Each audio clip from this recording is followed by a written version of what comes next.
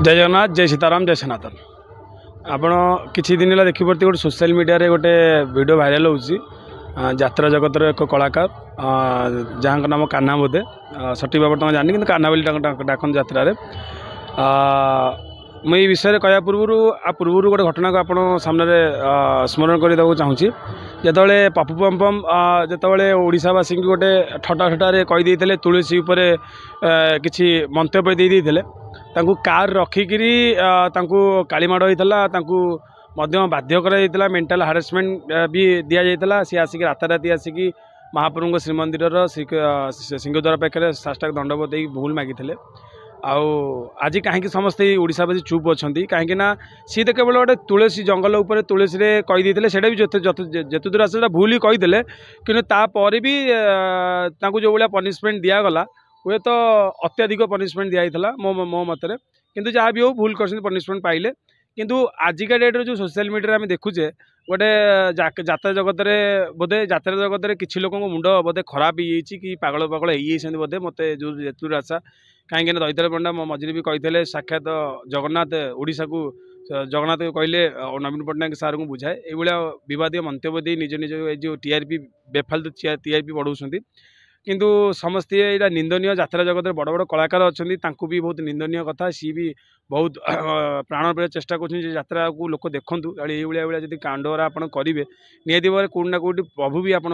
रागिबे तेणुक आज जो आम देखिलु सोशल मीडिया रे सोशल मीडिया कान्हा बोली एक व्यक्ति जड़े कलाकार सी जगन्नाथ को जो भाया हिंसता भाव में जो भाया अपमान जो भाया घृण मानसिकतार सी आज जो भिडियो आम देखुचे ये केते दूर यहाँ जुक्तियुक्त ओडावासी को गोटे प्रश्न पचार आज जब पप्पू पम्पम को कालीमाड़ करके हिंसता करके सी खाली कहीदेले बोली ये तो स्वयं श्री कालिया ठाकुर 4.5 कोटी ओडियांकर प्राण केन्द्र घर मुरबी आ विश्ववासी जगन्नाथ जगन्नाथ को जी सीधा सड़क डायरेक्ट निंदा कला जमी फूल जो भाया फिंगुन सी जो भाया कुंच फिंगुंट जो भाया गामुछा बांधिकी पिठे जमी बस्ता नदेला भाया नहीं कि एत माने 4.5 ओडिया कौन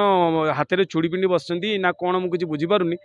मुझे माने तुमको भड़काऊनी कि मुझे कथा एत आम प्रभु को अपमानित करने पर भी आम चुप रहीचु निहती भाव में आमको बहुत माने आमको बहुत खराब लगुच बोधे मुझे मत भी बोधे एत गिल्टी फिल होती बोधे भी आम जगन्नाथ सेवायत आमको बहुत खराब लगुच किंतु एक घोर निंदा करने कथा घोर दंड दबा कथा निहती भाव में कार्यानुष्ठान नवा कथा यात्रा जगत जिते कलाकार अच्छा निहती भाव यात्रा जगत रू माने पनिशमेंट दवा कथा समस्त यात्रा जितक लोक अच्छे समस्ते प्रेसर दिंतु आसी कालिया ठाकुर पाखे श्रीचरण में भूल मागे 4.5 ओडिया को प्रार्थना करा प्रेसर दिंतु ये गालीमंद करूँ जमी आज कार्यानुष्ठान आईन मुताबक कार्यानुष्ठान ग्रहण हो सी राताराति आसिक महाप्रभुर श्रीमथा तले अथवा श्रीचरण में अथवा श्रीमंदिर सम्मुख भाव सिंहद्वार आसिक भूल मागंतु कार्यानुष्ठान हो भी एक निहाती भाव में घोर निंदा कर